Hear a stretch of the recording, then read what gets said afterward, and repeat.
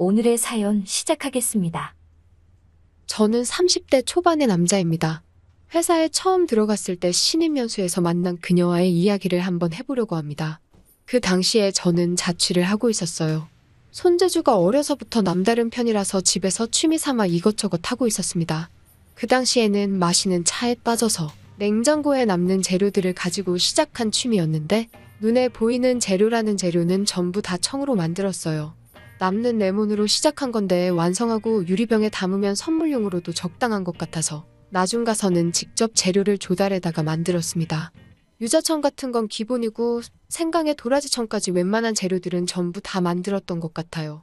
꿀 싸는 데만 한 달에 몇십만 원씩 쓰고는 했으니까 한동안 정말 다 마시지도 못할 만큼의 청을 만든다고 쓸데없는데 돈 쓰고 있었죠.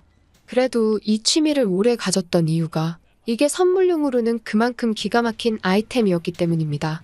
남자들이 이런 거 줘도 안 마시지만 여자들한테는 그렇게 잘 통하는 선물이었어요.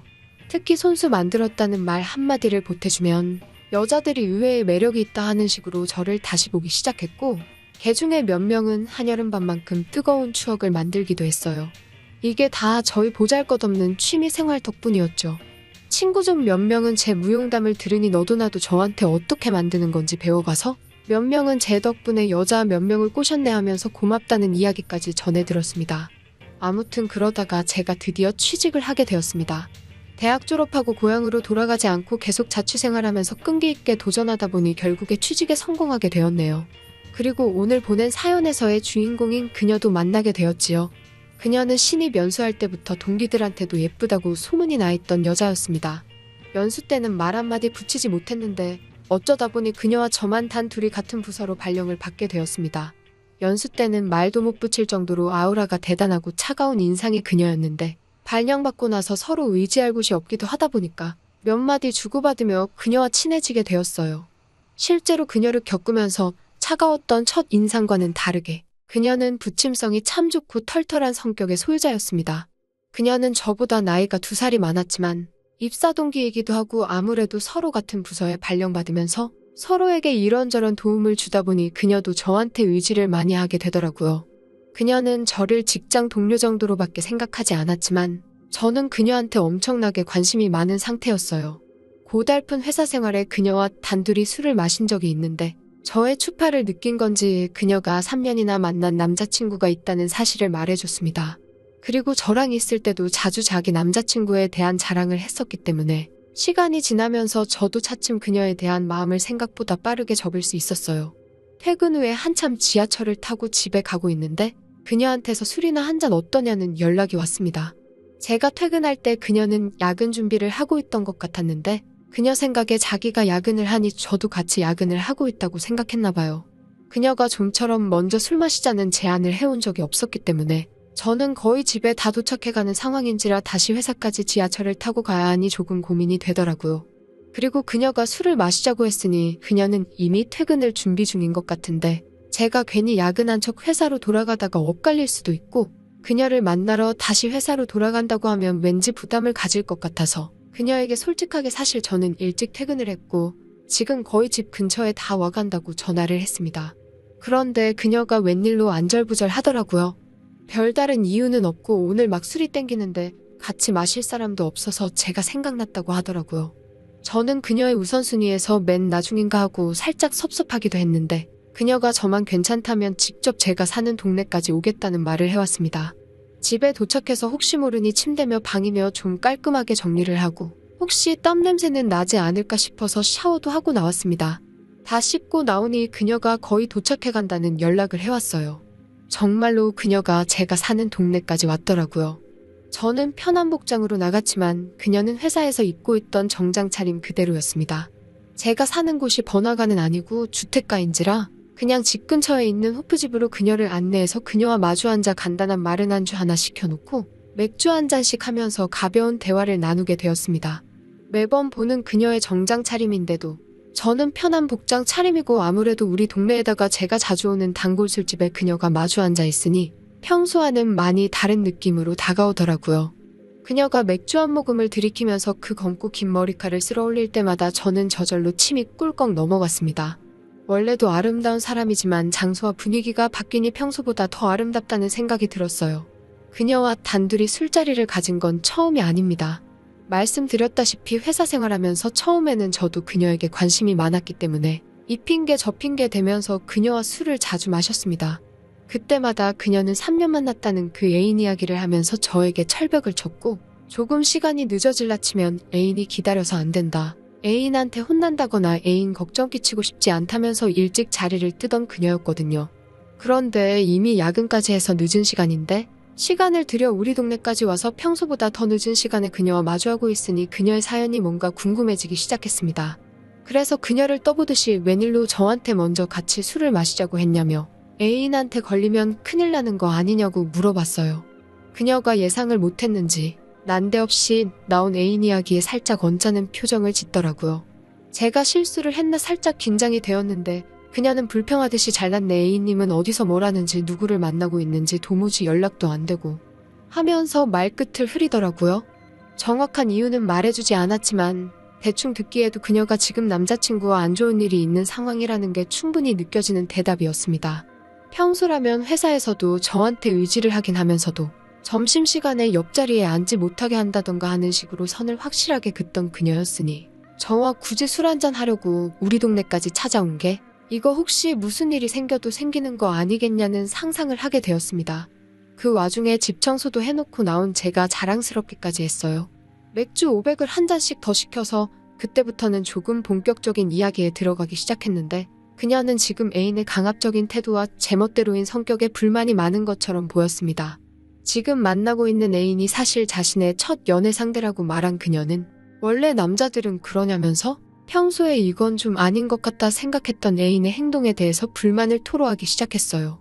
회사에서 다른 남직원과 연락처를 주고받는 것도 못하게 한다든지 하면서 자기를 너무 구속하려 든다는 게 그녀의 가장 큰 불만이었습니다. 그녀가 핸드폰을 내밀면서 저를 어떻게 저장해놨는지 한번 봐보라면서 보여주는데 저를 회사 동료가 아니라 미용실원이라고 저장을 해놨더라고요. 애인이 주기적으로 자기 핸드폰 검사도 하고 그런다고 아주 숨통이 트이질 않아서 죽겠다는 식으로 불만을 말하며 이제는 정말 지친다는 말까지 해왔습니다. 지금 애인이 첫 애인이지만 너무 오래 만난 게 아닐까? 하고 저한테 동의를 구하더라고요. 자기도 다른 사람들처럼 자기가 뭘 하던 간에 전부 받아들여주고 이해해주는 그런 이해심 많은 사람을 만났었으면 좋았겠다며 저를 빤히 쳐다보더라고요.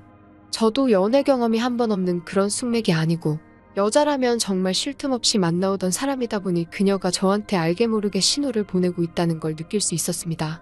이미 평소와는 다른 행동 반경만 봐도 제가 사는 집 근처까지 찾아온 걸 보면 혹시 그녀가 원하는 게 술 한잔 마시면서 넋두리를 들어주는 게 아니라 따로 다른 게 있지 않겠냐 하는 확신이 생겼어요.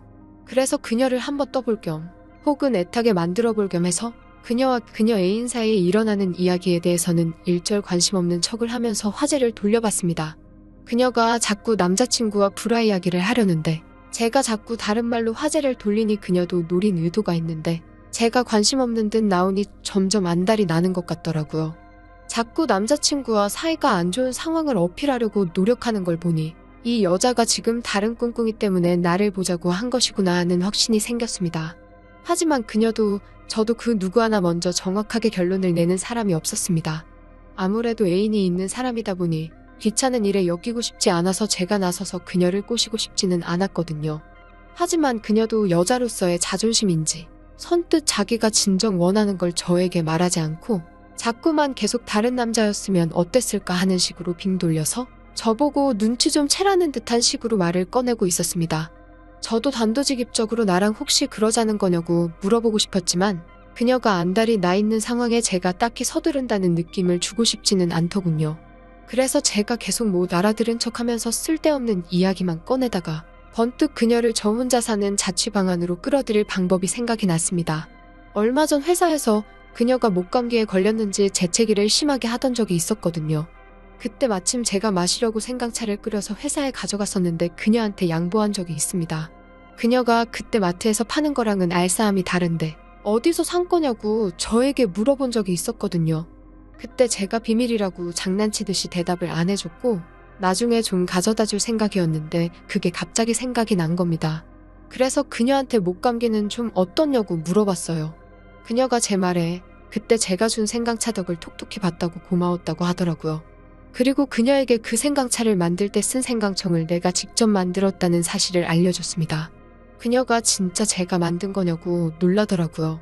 그래서 생강차 말고도 이것저것 직접 다 만든다고, 목감기가 아직 안 나았으면 이따 집에 가서 생강청 좀 덜어주려고 했는데 다 나았으니 잘 됐다고 한마디 했습니다. 집에 가서 덜어준다는 소리에 그녀의 표정이 싹 바뀌더라고요. 그리고 그녀도 제가 그녀가 뭘 원하는지 알고 있다는 걸 이해했다는 표정을 하고, 그때부터 마주 앉아있던 그녀가 화장실을 다녀와서는 제 옆자리에 앉더라고요. 그리고 점점 얼굴을 제 가까이 대는 둥 조금씩 과감해지기 시작했어요. 그때부터 500씩 시켜 마시던 맥주도 소주로 바뀌고 서로 술 기운이 올라 알딸딸해지더라고요. 그러다 그녀의 핸드폰에 알람이 울리기 시작했는데, 그녀가 혹시 오늘 수학이 없으면 일찍 집에라도 들어가려고 했는지 막차 시간 알람이 오더라고요. 막차 시간 알람을 신경도 쓰지 않고 끄는 그녀 모습에 막차 놓칠 텐데 집에 안 가도 되는 거냐 물어봤습니다. 그랬더니 그녀가 자기랑 있는 게 불편하냐, 지금 나보고 집에 가라는 거라면서 이제는 선택을 저에게 강요하더라고요.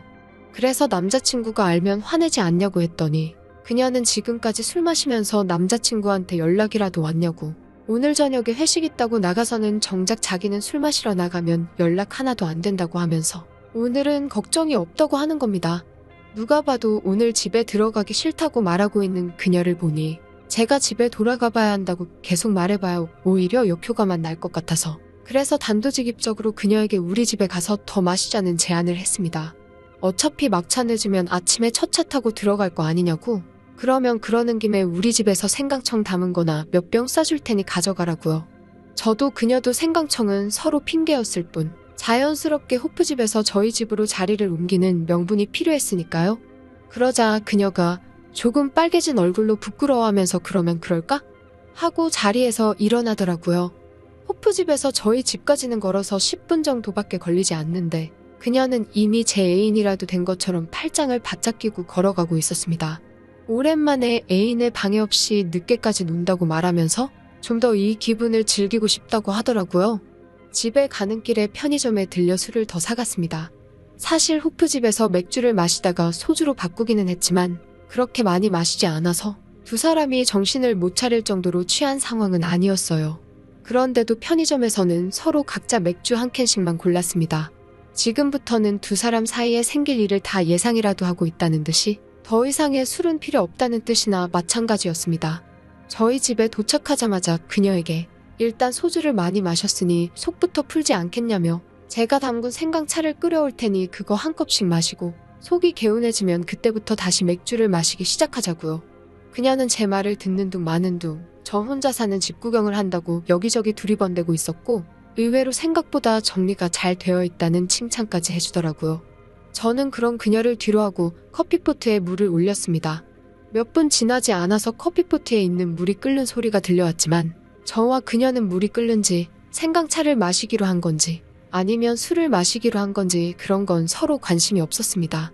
저와 그녀는 언제 그랬냐는 것처럼 하나가 되어 있었고 커피포트는 뜨거운 수증기를 내뿜으며 물이 다 끓어올랐다는 신호를 주고 있었습니다. 그리고 저와 그녀는 그 커피포트 안에 담긴 물만큼이나 뜨겁게 서로의 존재를 확인을 했어요. 그녀와는 그날을 기점으로 회사에서 비밀 연애를 하는 관계처럼 되어 있었습니다. 그 이후로 그녀는 거의 매일같이 퇴근길에 정반대 방향인 저희 집까지 와서 시간을 보내고 갔습니다. 하루는 지하철에서 같은 회사 다니는 사람을 마주칠 뻔해서 그 이후부터는 회사에 들킬지도 몰라 둘 다 회사에서 반대편에 있는 숙박업소에서 만남을 가지게 되었고요. 둘이 한참 때라 그런지 조심하면서 만난다지만 언젠가부터는 회사에서 몰래 들키지 않게 저희들의 마음을 확인하는 게 참 스릴이 있더라고요. 청소 당번이 겹치던 날 화장실이라던가 야근 준비하면서 비어있는 회의실에서 몰래 만난다던가 하면서 회사 이곳저곳이 저희에겐 사랑을 나눌 둥지나 마찬가지였습니다. 하지만 그 행복도 오래가지 않더군요. 어느 날 그녀가 미안하다며 저에게 청첩장을 내밀었습니다. 그녀에게 여태까지 나와 1시간은 뭔데 청첩장을 내미느냐 소리를 지르니 누가 듣겠다며 저를 회사 바깥까지 데리고 나갔습니다. 저는 그녀에게 결혼 직전 마지막 일탈을 즐기기 위한 도구였을 뿐이었던 거예요. 그녀는 저에게 미안하다는 말조차 하지 않았습니다.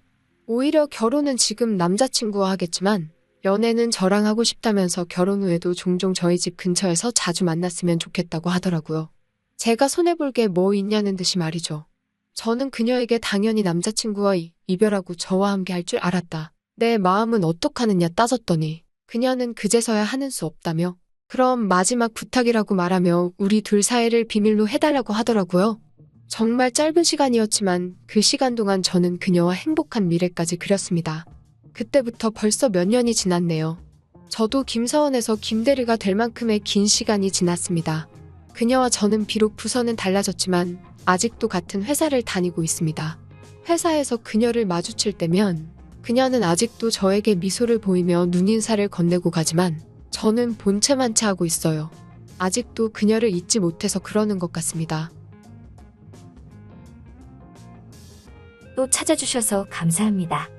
매일 새롭고 흥미로운 사연으로 찾아뵙겠습니다. 구독과 좋아요 잊지 마시고 다음 사연으로 다시 찾아뵙겠습니다. 감사합니다.